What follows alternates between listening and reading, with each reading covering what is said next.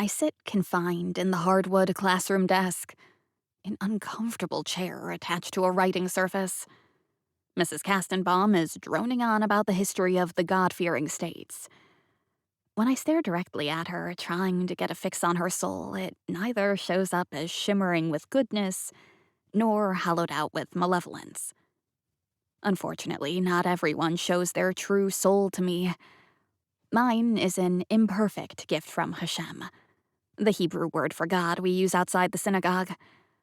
It's a gift that enables me to see the soul, the neshama, of some, but not others. Maybe Hashem thinks there's no reason for me to see Mrs. Castenbaum's soul. I nudge my notebook to the side and stare at the grain in the wood on my desk. Its horizontal lines vary with each slat of honey-colored wood. I count 6 along the smooth surface, and a 7th at the top with 2 long indents for pens and pencils.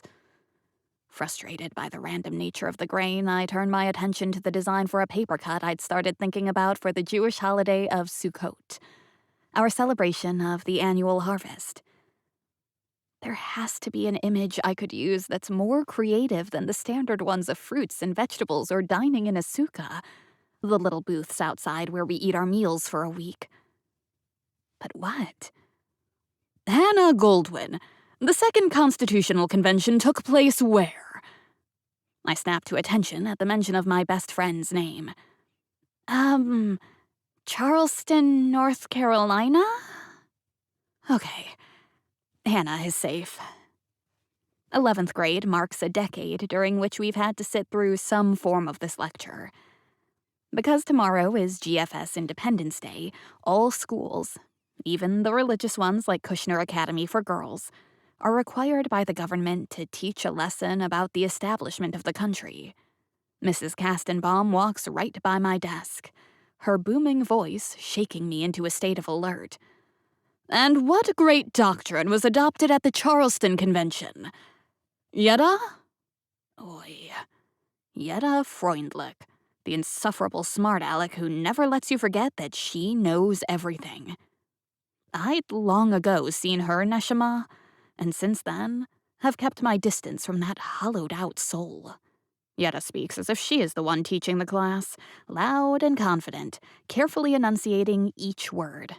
The United States of America adopted the Texas Plan, which prohibited the former USA federal government from overturning state laws. Correct. Mrs. Castenbaum pushes out a smile that disappears in a split second. And what happened in the wake of the assassinations that followed?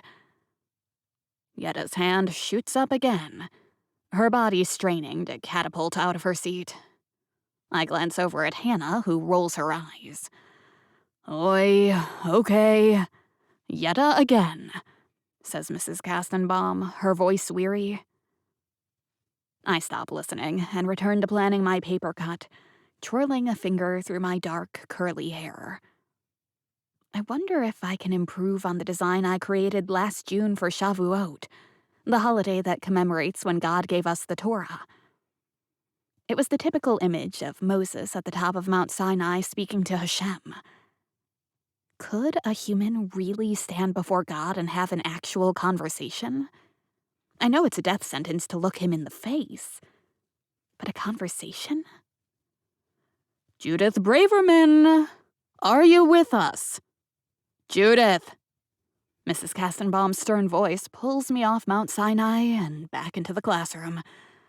Since I have no idea what I've been asked, there is only one thing to do. My body tenses as I take a deep breath. Could you please repeat the question?